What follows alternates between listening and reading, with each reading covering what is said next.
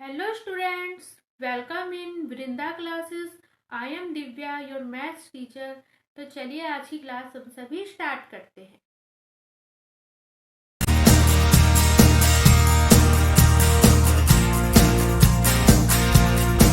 तो सबसे पहले equal codes of a circle subtend equal angle eight the centre. जो हमारे पास क्या होती है, सर्किल की इक्वल कोड्स होती है। ठीक है, जैसे मान लीजिए ये वाला सर्किल है, ठीक है, देखो ये सेंटर हो गया इसका। एक कोड ले ली ए बी, एक कोड ले ली हमने सी डी, ये ले ली सी डी। ठीक है, A B equal to C D है। कोड कैसे मिलेगी? ए को बी से ज्वाइन कर, सी को डी से ज्वाइन कर। ठीक है, एक कोड ले ली ए बी, एक ले ली सी डी। तो अब हमने क्या किया, A B equal to C D है, मतलब जो दोनों कोड्स हैं दोनों की लेंथ क्या है, सेम है, मतलब दोनों कोड्स क्या है, इक्वल है। अब ए बी से हमने क्या करा, सेंटर पे एंगल बनाया, ना एंगल सबटेंडेड बाय कोड। कैसे बनाएंगे, इस तरह एंगल बना लेंगे। ये वाला एंगल मिल गया, कौन सा एंगल ए ओ। और सी डी से बनाया, किस तरह मिलेगा, सी डी कोड से एंगल कौन सा मिलेगा, सी डी से एंगल सी ओ। ठीक है बच्चों, इसमें कहा गया है थ्योरम के रिजल्ट में, अगर दोनों कोड्स इक्वल हैं तो जो उनके द्वारा कोड्स के द्वारा जो सेंटर पे सर्किल के सेंटर पे एंगल मिलेंगे वो भी क्या होंगे, इक्वल। ठीक है, जरूरी नहीं इस तरह लो, कहीं भी ले लो दो कोड्स जो इक्वल हो। जैसे एक ए बी यहाँ ले ली, ये ले ली ई एफ। ठीक है, A B equal to E F है। ठीक है बच्चों, तो जो ई को ओ से ज्वाइन करो, एफ को ओ से ज्वाइन करो, तो ये जो एंगल मिलेगा कौन सा, angle A O B equal to क्या हो जाएगा, एंगल ई ओ एफ। ठीक है, केवल दो कोड्स के लिए इक्वल नहीं है, तीन चार जितनी भी कोड्स लोगे, ठीक है, सबके लिए क्या होगा, ये रिजल्ट ट्रू होगा, लेकिन केवल सेंटर पे एंगल जो बनेगा उसके लिए ट्रू होगा। ठीक है, अब दूसरा है, if the angle subtended by the chords of a circle at the centre are equal then the chords are equal. ये इसका जस्ट रिवर्स है। ये क्या कह रहा है, ये एक बात कह रहा है, जैसे मान लो हमने ये सर्किल लिया, ये इसका सेंटर लिया। ठीक है, जैसे मान लीजिए एक कोड ये होगी, ये है ए, ये बी। ठीक है, एक कोड होगी हमारे पास ई एफ, ये होगी। ठीक है, एक कोड होगी हमारे पास डी। देखो हमें तीन कोड्स दी हुई है। ठीक है, ये हो गया सेंटर कोड। हमें क्या दे रखा है इसमें, ये एंगल दिए हुए हैं, एंगल दिया है ई ओ एफ, एंगल दिया है ए ओ बी, और एंगल दिया है जी ओ डी ओ जी। या तो जी ओ डी लिखो या एंगल डी ओ जी, एक ही बात है। ठीक है बच्चों, या तो जी ओ डी लिखो या क्या लिखो, डी ओ जी, एक ही बात है। हमें क्या दे रखा है, ये तीनों इक्वल दे रखे हैं। अगर मान लो हमें दो या दो से ज्यादा कोड्स ऐसी दे रखी हो सर्किल में जिनसे जो सेंटर पे एंगल बन रहा हो इक्वल हो, तो ये क्या कहता है कि वे जो कोड्स होंगी वे भी क्या होंगी, इक्वल होंगी। तो क्या मतलब होगा, E F equal to A B equal to D G. ठीक है बच्चों, कितनी भी कोड्स के लिए ये जो रिजल्ट है ट्रू है। देखो इसमें तो कहा था कोड्स इक्वल है तो जो एंगल मिलेगा सेंटर पे वो इक्वल होगा, इसमें जस्ट उल्टा कहा है कि सेंटर पे एंगल इक्वल है तो जो कोड्स होंगी वो भी क्या होंगी, इक्वल होंगी। थ्योरम 3 क्या कहती है हमारे पास, the perpendicular from the centre of a circle to a code bisects the code. जो हमारे पास क्या होती है, देखो जब हमने क्या बना लिया, एक सर्किल ले लिया। ठीक है, यहाँ पे हमने क्या ले लिया, सेंटर ले लिया। अब इसकी कोड बना ली ए बी। ठीक है, दो पॉइंट लिए, उन्हें आपस में ज्वाइन करा, हमें क्या मिल गई, कोड मिली। अब ये कहा गया है the perpendicular from the centre of a circle to a कोड। अब हमें क्या करना है, इस कोड पे परपेंडिकुलर बनाना है, सेंटर से क्या करना है, इस कोड पे 90 डिग्री का एंगल बनाना है। ठीक है, ये देखो ये एंगल होना चाहिए 90 डिग्री, ये भी होना चाहिए 90 डिग्री। सेंटर से ऐसी लाइन हमें क्या करनी है, ए बी पे क्रिएट करनी है जो उस लाइन ए बी से जो है 90 डिग्री का एंगल बनाती है। ठीक है बच्चों, तो वो क्या हो जाएगी, परपेंडिकुलर। अब हम क्या कर देंगे, जैसे मान लो ये ओ सी है, ओ सी क्या है एक्चुअल में, परपेंडिकुलर है ऑन ए बी। ठीक है बच्चों, तो ये जो अब कहा गया है, ये जो परपेंडिकुलर होगा बाइसेक्ट्स द कोड, इस कोड को बाइसेक्ट करेगा, मतलब AC इक्वल टू क्या हो जाएगा C। ठीक है, बाइसेक्ट करने का मतलब क्या हुआ, कोड को दो हिस्सों में, बराबर हिस्सों में जो है बांट दे। ठीक है बच्चों, अब देखो ये क्या कहती है, the line drawn through the centre of a circle to bisect A code is perpendicular to the code. ये जस्ट इसका रिवर्स है। जैसे हमने क्या ले ली, हमने कोई सर्किल लिया हुआ है, ठीक है, ये सेंटर है, यहाँ पे ले ली हमने कोई कोड सिटी। ठीक है, अब यहाँ से एक ऐसी लाइन मिल गई हमें, ये लाइन मिल गई है, ये मिल गई है M। हमें क्या कहा गया है, CM इक्वल टू MD है। मतलब क्या है, देखो ये कोड होगी CD, ये सेंटर हो गया O। एक हमारे पास क्या है, एक लाइन हमें मिली हुई है, पहली बनी हुई है लाइन OM इस तरह से लाइन मिल रही है हमारे पास कि ये इस कोड को CD को दो बराबर हिस्सों में डिवाइड कर रही है। मतलब क्या है, CM इक्वल टू MD। अगर ऐसी कंडीशन सेटिस्फाई होती है तो यहाँ पे जो OM होगी एक्चुअल में क्या होगी, परपेंडिकुलर होगी ऑन CD।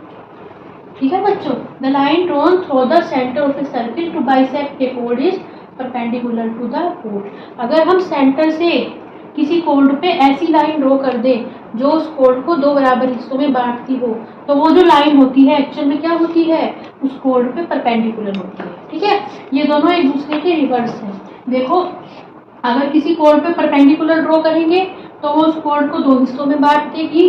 ठीक है, और यदि कोई हमें ऐसी लाइन मिल जाए जो किसी कोड को दो हिस्सों में बांटती है तो वो क्या होगी, परपेंडिकुलर होगी। तो थ्योरम 5 क्या कहती है, equal chords of a circle are equidistance from the centre. ये जो हमने पहले जो थ्योरम करी है, थ्योरम 4 और थ्योरम 3, उसे जब हम प्रूफ करते हैं तो हमें जो है ये दोनों रिजल्ट जो है हमें फाइंड होते हैं। ठीक है, प्रूफ आपकी बुक में है, आप पढ़ सकते हैं। ठीक है, आराम से पढ़े आप। देखो, equal chords of a circle, अगर हमने क्या कर लिया, एक सर्किल ले लिया। देखो यहाँ बात हुई है इक्वल कोर्स, मतलब कोर्स लेनी है इक्वल, लेकिन जरूरी नहीं है दो ही लेनी है, दो की तो जरूरत नहीं है, कितनी भी ले सकते हैं, 2 3 4 5 कितनी भी ले सकते हैं। इक्वल कोर्स होनी चाहिए सर्किल की। मान लो ये है AB और ये है CD, ये दो कोर्स ले। ठीक है, ये सेंटर है सर्किल का O। Equal chords of a circle are equidistance from the centre. ये कहा गया है कि जो सर्किल की इक्वल कोर्स होती हैं वो क्या होती है, सेंटर से इक्विडिस्टेंस, मतलब सेंटर से जो उनकी डिस्टेंस होती है वो इक्वल होती है। ठीक है, देखो डिस्टेंस कैसे होती है, देखो जैसे मान लो मैंने यहाँ पे एक सर्किल बनाया, ठीक है, ये इसका सेंटर है और ये है कोड A। ठीक है, इस सेंटर से मैंने AB पे क्या करा, एक परपेंडिकुलर ड्रॉ कर दिया M। यहाँ पे जो OM है ये परपेंडिकुलर है AB। ठीक है, एक्चुअल में जो ये OM डिस्टेंस होगी ना, OM डिस्टेंस होगी, ये क्या कहलाएगी, AB से सेंटर O पे जितनी डिस्टेंस होगी। डिस्टेंस कैसे मेजर करते हैं, जैसे मान लीजिए कोई भी लाइन है हमारे पास, इस पॉइंट से हमें डिस्टेंस फाइंड करनी है, कितनी डिस्टेंस होगी, ऐसे नहीं करेंगे ये वाली लाइन डिस्टेंस होगी, जो परपेंडिकुलर डिस्टेंस होती है, ये वाली जो परपेंडिकुलर डिस्टेंस होती है, ठीक है, ये वाली जो डिस्टेंस होगी, जो क्या होगी, इस वाली लाइन से 90 डिग्री का एंगल बनाएंगे। ठीक है, ये वाला एंगल है 90 डिग्री। ठीक है, ये वाली जो लेंथ होगी, ये एक्चुअल में क्या कहलाएगी, इस पॉइंट से इस लाइन पे क्या कहलाएगी, डिस्टेंस कहलाएगी। ठीक है बच्चों, एक्चुअल में क्या करनी है, O से हमें किसी भी लाइन पे डिस्टेंस फाइंड करनी है। सेंटर से अगर हमें किसी भी कोड पे डिस्टेंस फाइंड करनी है तो सेंटर से उस कोड पे क्या करेंगे, एक परपेंडिकुलर ड्रॉ करेंगे। वो जो परपेंडिकुलर होगा वो क्या होगा, एक्चुअल में जो है उस कोड की सेंटर से डिस्टेंस बताएगा। ठीक है, तो ये बता रहा है अगर कोड इक्वल है तो जो उनकी सेंटर से डिस्टेंस होगी, देखो ये जो डिस्टेंस होगी, जैसे मान लो ये पॉइंट मिल गया M, ये पॉइंट मिल गया M। ठीक है, अगर दोनों कोड्स इक्वल है, AB इक्वल टू CD है, तो जो उनकी सेंटर से डिस्टेंस है, वो की AB की सेंटर से डिस्टेंस कितनी है, OM है। ठीक है, और CD की सेंटर से डिस्टेंस कितनी है, OM है, वो भी क्या होंगी, इक्वल होंगी। ठीक है, equal chords of a circle are equidistant from the centre. जो हमारे पास इक्वल कोर्स होती है सर्किल में वो सेंटर से इक्वल डिस्टेंस पर होती है। ठीक है, और डिस्टेंस मैंने आपको बताया है डिस्टेंस कैसे फाइंड होती है, जो हमारे पास क्या होती है 90 परपेंडिकुलर डिस्टेंस होती है वो हमें क्या मिलती है, डिस्टेंस होती है। ठीक है, देखो जाहिर सी बात है जब मैं ओ एन को डिस्टेंस कह रही हूँ ना, ओ एन को ए बी पे डिस्टेंस कह रही हूँ तो जाहिर सी बात है ओ एन क्या है, ए बी पे परपेंडिकुलर है, ये वाला एंगल भी 90 होगा और ये भी 90 होगा।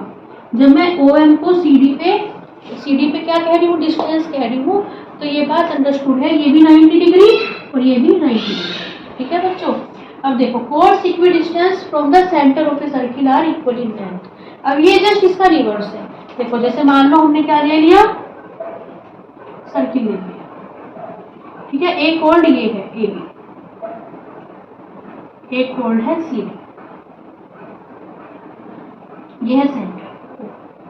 अब हमें क्या दिया गया है, देखो सी डी की सेंटर ओ से डिस्टेंस दी गई है, कितनी दी गई है, ओपी दी गई है। अब दिया गया है ओपी इक्वल टू क्या है, देखो कोड ए बी की सेंटर ओ से डिस्टेंस दी गई है, ओ एन दी गई है। अब इसमें दिया गया है OP equal to O N. ठीक है, एक और कोड ले सकते हैं, ये वाली ये ले ली एच एन, ये कोड लेंगे एच एन। मान लो ये दी गई है, इसकी डिस्टेंस ये है point N equal to O N. ठीक है, जिन कोड्स की सेंटर से जो डिस्टेंस है इक्वल होती है, हमें दिया गया है OP equal to O N equal to O L. ठीक है, जिन कोड्स की सेंटर से डिस्टेंस इक्वल होती है वे कोड्स भी क्या होती है, एक्चुअल में इक्वल होती है। तो क्या रिजल्ट निकलेगा हमारे पास, C D equal to A B equal to H N. ठीक है बच्चों, ये इसका रिवर्स है। इसमें कहा गया था अगर कोड्स इक्वल है तो उनकी जो सेंटर से डिस्टेंस होगी वो इक्वल होगी। इसमें कहा गया है अगर सेंटर से डिस्टेंस इक्वल है तो वे जो कोड्स होगी आपस में इक्वल होगी।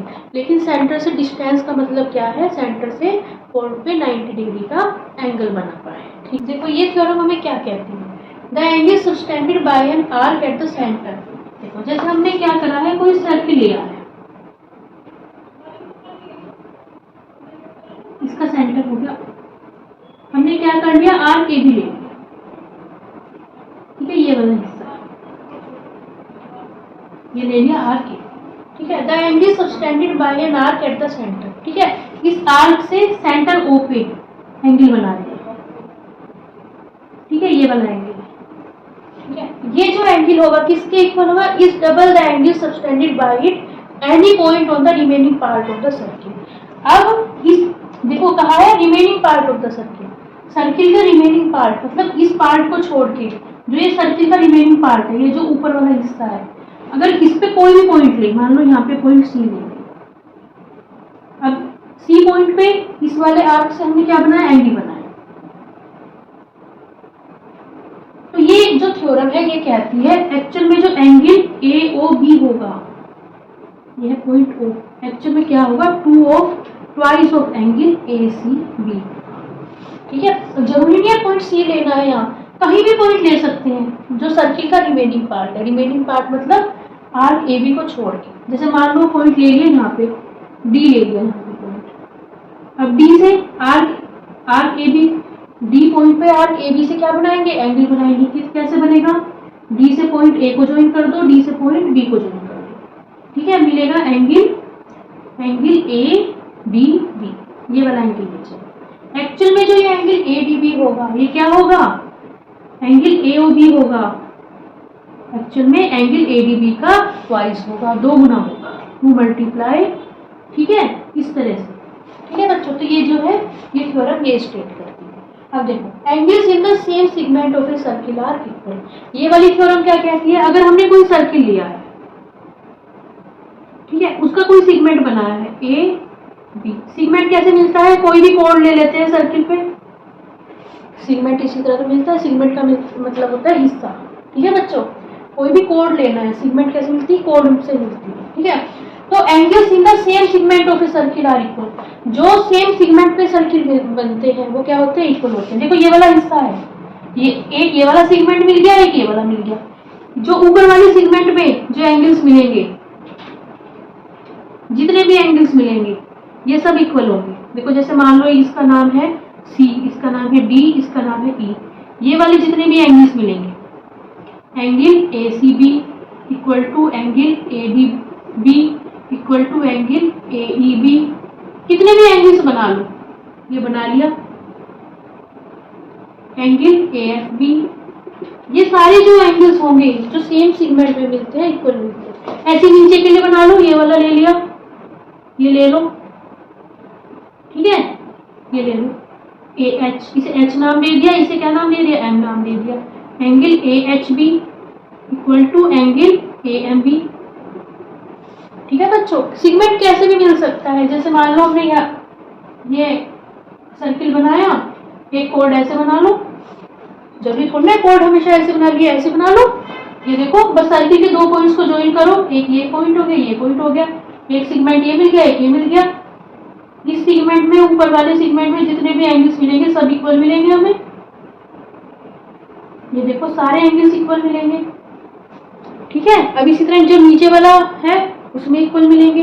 कोड ऐसे ना लेके ऐसे ले लो, ठीक है बच्चों, ऐसे कोड ले लो, इस तरह सर्किल बनाया, इस तरह कोड ले लो, इस डायरेक्शन में ले लो ए बी, एक यहाँ मिल गया, एक यहाँ मिल गया।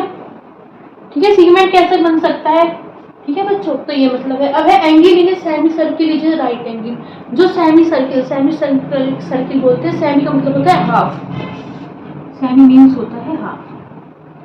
जो हाफ सर्किल में एंगल मिलता है हमेशा कैसा होता है, राइट एंगल। राइट एंगल किसे कहते हैं, जो एंगल 90 डिग्री का होता है। राइट का सीधा सीधा मतलब है 90 डिग्री से। देखो ये हमने क्या करा, सर्किल बनाया, ये हो गया इसका सेंटर।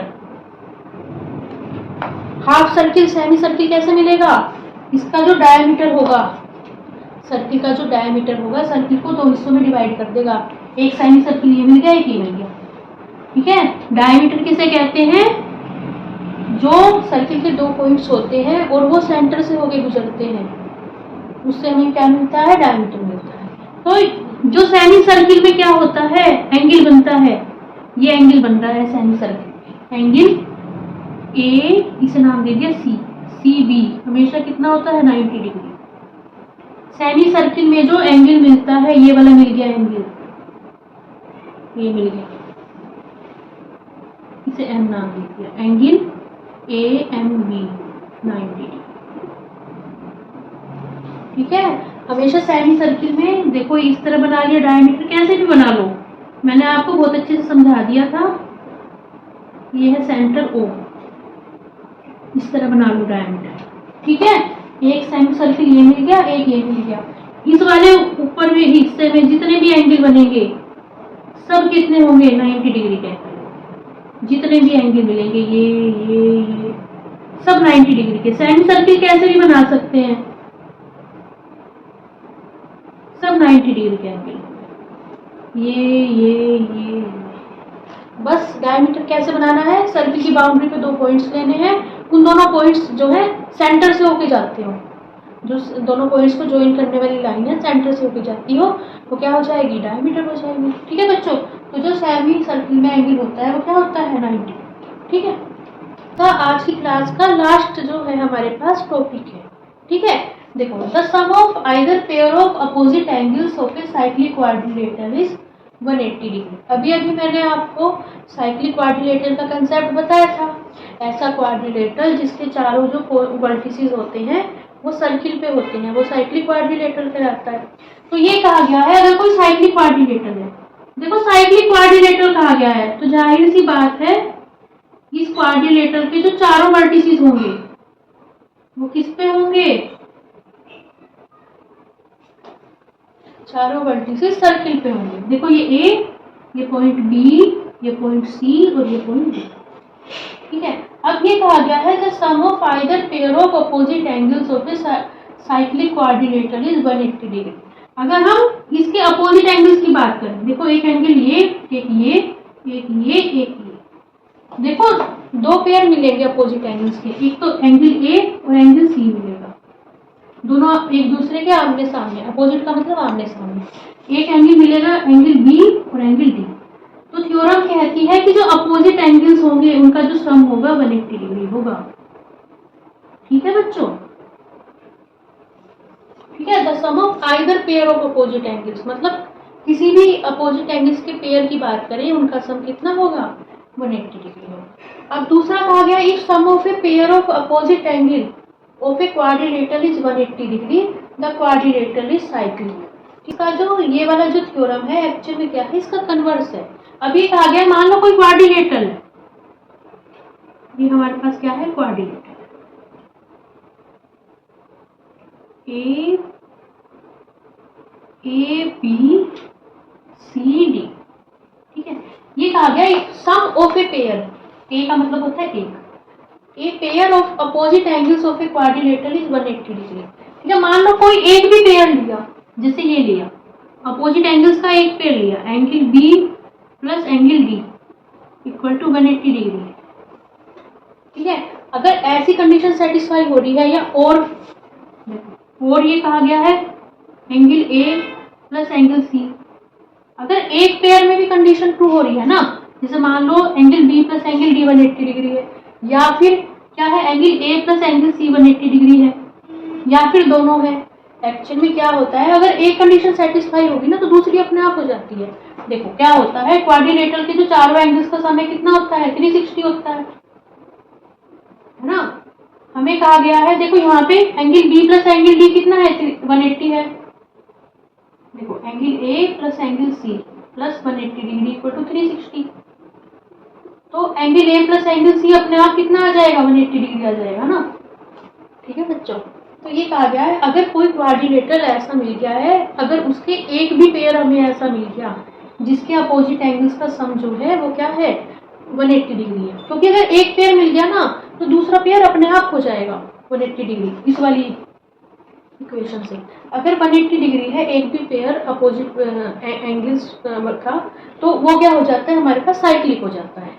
वो साइक्लिक होगा, इसका क्या मतलब है कि उसके वर्टिसेस से हम क्या कर सकते हैं, एक जो है सर्किल ड्रॉ कर सकते हैं। देखो जब ये साइक्लिक हो गया ना, ये वाली कंडीशन सेटिस्फाई होगी तो ये क्या हो गया साइक्लिक हो गया, और जब ये साइक्लिक हो गया तो इसके वर्टिसेस को ज्वाइन करके ये क्या मिल सकता है हमें सर्किल मिल सकता है।